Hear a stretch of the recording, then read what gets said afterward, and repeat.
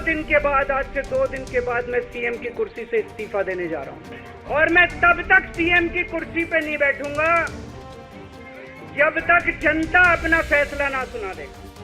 दिल्ली के पूर्व मुख्यमंत्री अरविंद केजरीवाल के इस्तीफे की और उस अग्नि परीक्षा की आज हम बात करेंगे, जिसको लेकर उन्होंने अपने भाषण में बात कही थी।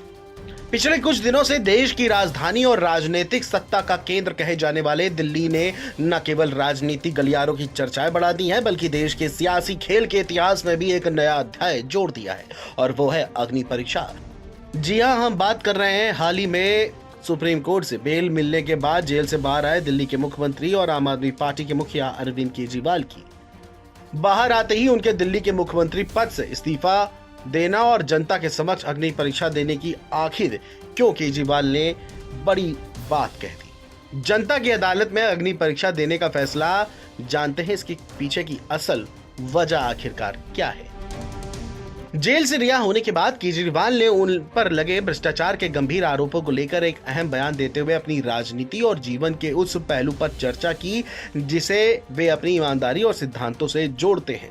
केजरीवाल ने साफ किया कि मेरे पास जीवन की एक ही सबसे बड़ी पूंजी है और वो है मेरी ईमानदारी।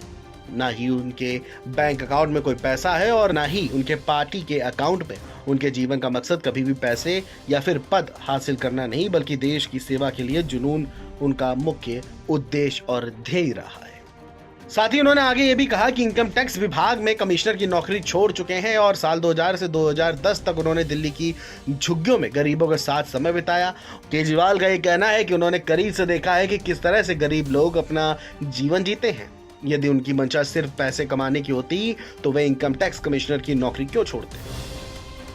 केजरीवाल ने यह भी बताया कि जब उन्होंने नौकरी छोड़ी थी तब उनका राजनीति में कोई प्रवेश नहीं था और न ही उन्होंने मुख्यमंत्री बनने की योजना बनाई थी। उस समय उनके सामने कोई राजनीतिक दल भी नहीं था। अरविंद केजरीवाल ने कहा कि मुख्यमंत्री पद से इस्तीफा देना भी उनके लिए नई बात नहीं है। केजरीवाल ने 49 दिनों की अपनी पहली सरकार का जिक्र करते हुए कहा कि उन्होंने अपने उसूलों के लिए पहले भी मुख्यमंत्री पद से इस्तीफा दिया था। आज के दौर में जहां कोई छोटी नौकरी छोड़ने को तैयार नहीं होता, वहां उन्होंने अपने सिद्धांतों के लिए मुख्यमंत्री का पद छोड़ दिया था।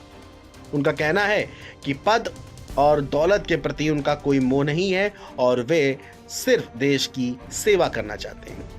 अब सवाल ये उठता है कि केजरीवाल का ये बयान क्या दर्शाता है। क्या ये उनकी ईमानदारी का प्रमाण है या फिर उनके विरोधियों की आलोचना को जवाब देने की एक सियासी रणनीति। इस सवाल का जवाब खुद केजरीवाल ने जनता पर छोड़ दिया है। उन्होंने कहा है कि अब जनता ही ये तय करेगी कि वे ईमानदार हैं या फिर गुनहगार। केजरीवाल का यह फैसला ऐसे समय में आया है जब उनकी पार्टी और सरकार लगातार विपक्ष के निशाने पर है। आने वाले दिनों में देखना होगा कि क्या केजरीवाल जनता की अदालत में देने वाली अग्नि परीक्षा में सफल हो पाएंगे।